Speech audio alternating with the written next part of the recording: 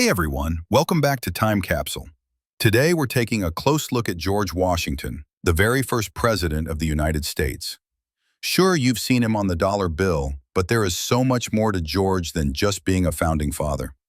From a teenage land surveyor to a courageous military commander, and then a reluctant but essential president, Washington's life is packed with drama, grit, triumphs, and some real contradictions.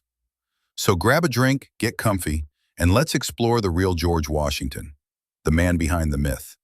And before we dive in, don't forget to like, subscribe, and hit that bell so you never miss deep dives into history's biggest legends.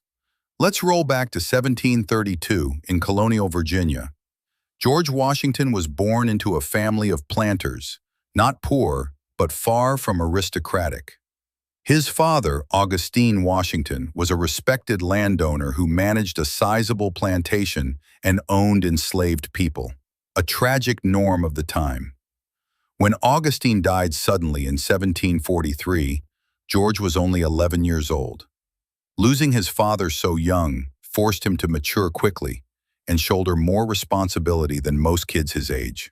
Unlike many of the other founders, George did not have a polished education. He didn't attend prestigious universities or study under fancy European tutors. Instead, he learned by doing practical math, reading, writing, land, and measurement, all on the Virginia frontier. George was ambitious and refused to let the lack of an elite education hold him back. He devoured books, studied farming, and observed skilled tradesmen, shaping his future with determination. At just 16, George began working as a professional land surveyor, measuring and mapping undeveloped parts of Virginia. This was dangerous, uncomfortable, and physically demanding work. He braved harsh storms, biting insects, tense encounters with Native Americans, and risky river crossings. But this experience toughened him up, made him practical, and built the leadership skills he would later need on far bigger battlefields. By the early 1750s, the rivalry between Britain and France was heating up, especially in the Ohio Valley. In 1753, George, in his early 20s, volunteered for military service. His first mission ended poorly. He sparked a skirmish that helped ignite the French and Indian War. But even though his early battles were rocky, George earned a reputation for bravery, composure, and learning quickly. Those lessons in command, negotiation, and survival would stick with him for life. When 1775 rolled around, the colonies were in full-blown rebellion against British rule. The Continental Congress needed a leader who could unite the colonies and stand against the world's strongest army. They chose George Washington. His odds were terrible: poorly trained troops, very little funding, and no guarantee of victory. But Washington accepted, and he led with incredible courage. Was the famous Christmas night crossing of the Delaware River in 1776, where he led a surprise attack that turned the war's momentum. It showed the world that America wouldn't quit and turned George into a true symbol of the Revolution's fighting spirit. Men, the time for courage is now! For liberty!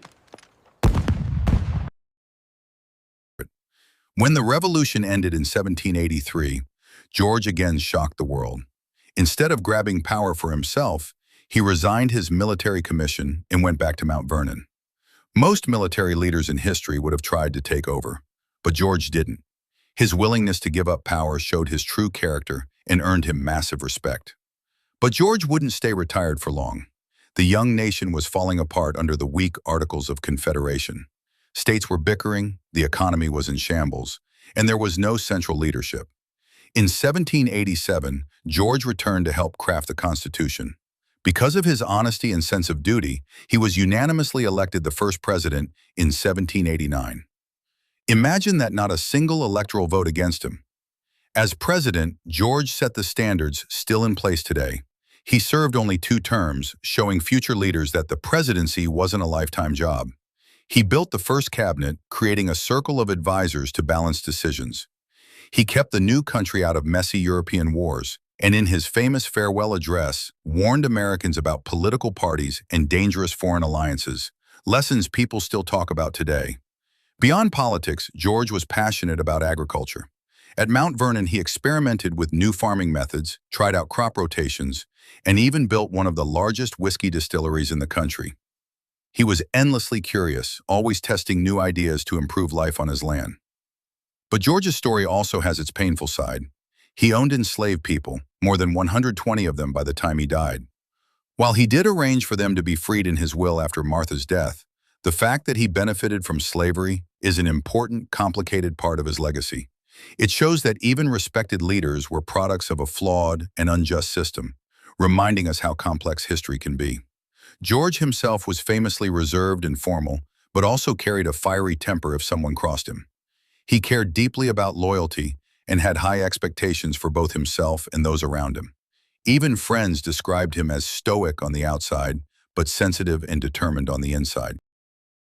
In December 1799, George Washington died suddenly after an illness, sending the entire country into mourning. Eulogies and ceremonies poured out from every corner of the country, and his legend only grew.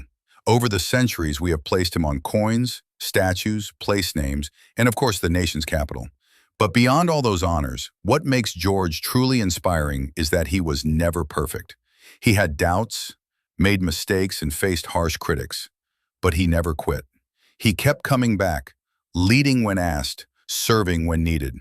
That shows us that greatness isn't about being flawless. It's about showing up, doing the hard work, and putting others ahead of yourself. And for that, George Washington earned the name Father of his country. So, what do you think was George Washington's greatest achievement?